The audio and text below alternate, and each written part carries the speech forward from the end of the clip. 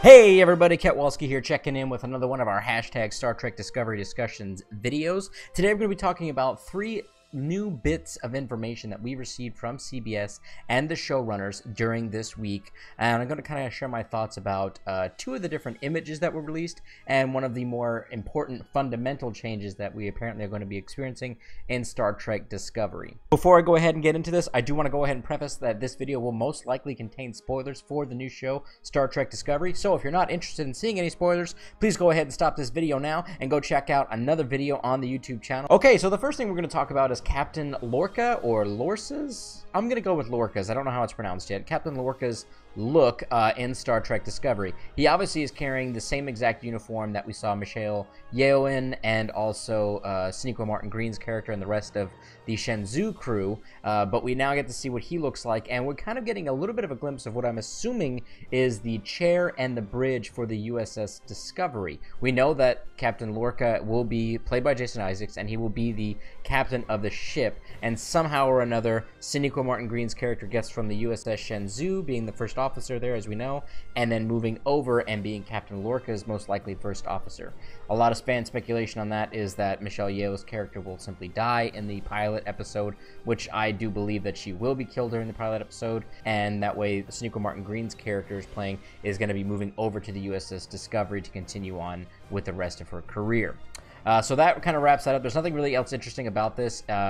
He looks bizarrely uncomfortable in that uniform. I still don't really like the uniforms, but they are kind of growing on me. Blue is my favorite color, so I'm kind of a little bit biased. I don't know if you guys can tell by my blue chair that I sit in all the time, but blue is my favorite color. I also have a blue microphone, so I'm a little bit biased to the blue, but overall the look of it, I don't know, still images don't really do it justice, so I hope that they actually show off a little bit more effectiveness in the show. And on that point, the second thing that we got to see was a release of two very specific things here. We see Michelle Yeoh's and Sonequa Martin Green's character wearing their traditional Starfleet blue uniforms that we've all seen before now, but they're also wearing what appears to be some kind of Kevlar body vest along with a sidearm. This appears to be the new norm, my guessing, is for away teams, especially when it's the captain and the first officer going on an away mission to a potential hostile area. Looks like people are going to be wearing body armor as opposed to simply going down there wearing shirts and just their regular old uniforms. That's not that big of a difference. I personally don't really care. I actually like the fact that it's got a little bit more of a militaristic look to it, especially depending on where they're going. They may really actually need to have this type of equipment on in order to protect themselves, especially, like I said, it's the captain and the first officer of the Shenzhou.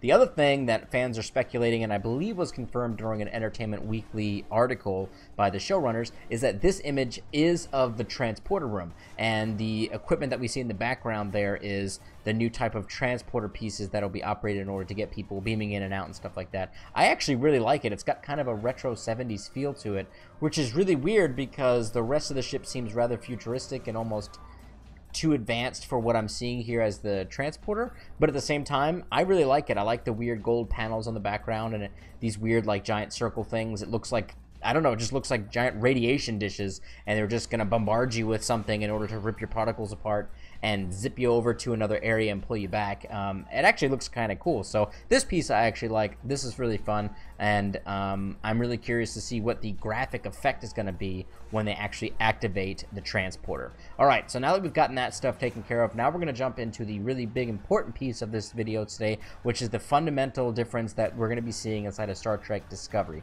So let's jump into that final piece now.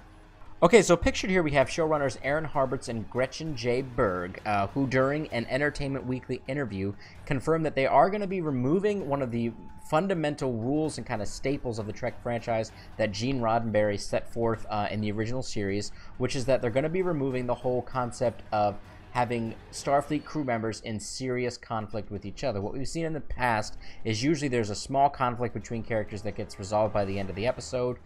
We have seen situations where, you know, from alien possession and mind control devices, that there was more kind of character interaction and more dramatic effect between the characters. DS9 kind of got away from it as well because they were able to add in alien characters and different people from, you know, all walks of life that weren't Starfleet crew members. So they were allowed to have a lot more of, I guess, serious conflict between everybody. But all in all, Starfleet crew members typically don't have conflict, and that was a rule that Gene Roddenberry kind of set forth and made a main staple of Trek, the entire franchise, is that if you're a member of Starfleet, you're a member of the Federation, you work hard together and you just get through things. But we're getting away from that, according to the two showrunners. They're removing that concept in favor of something a little bit different. But I do want to go ahead and read 3 different excerpts from the Entertainment Weekly article for you here.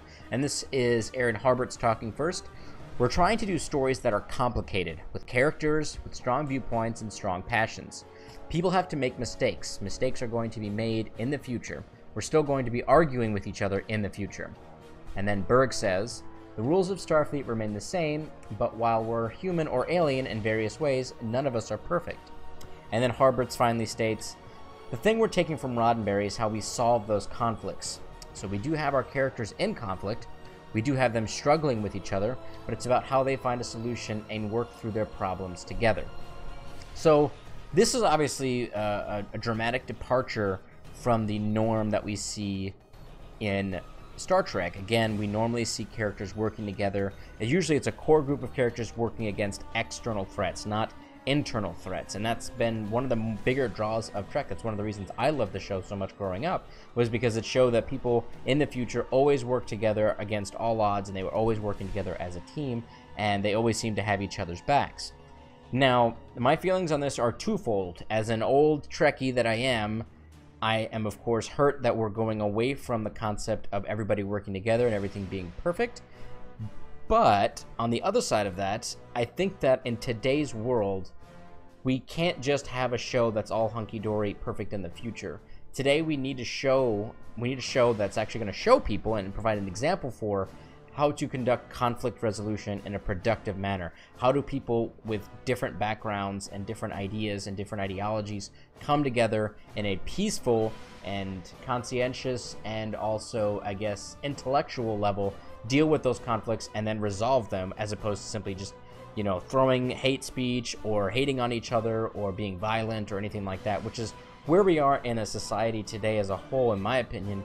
Is we have a lot of people feeling a lot of different emotions but not able to articulate and get their points across, and they let their passions rule them, and they're unable to have a good comprehensive discussion with somebody who has a different viewpoint. So I think a show that really drives that particular concept home will resonate with today's current youth and even some older people as well. So again, it is different, but I do think that this is the kind of show that maybe we need at this point in time. If you look at Star Trek, the original series, you look at how, you know, Gene had a Russian, a black, and an Asian, all these, you know, different races working together, an alien, an actual alien working together peacefully and stuff like that. That was something that the world needed at the time, and that's the show that he created. Now, CBS, potentially these showrunners, are looking at what the world is now and creating a show that we potentially need at this point. So that's kind of where I think the thought process is, and maybe I'm inferring a little bit too much.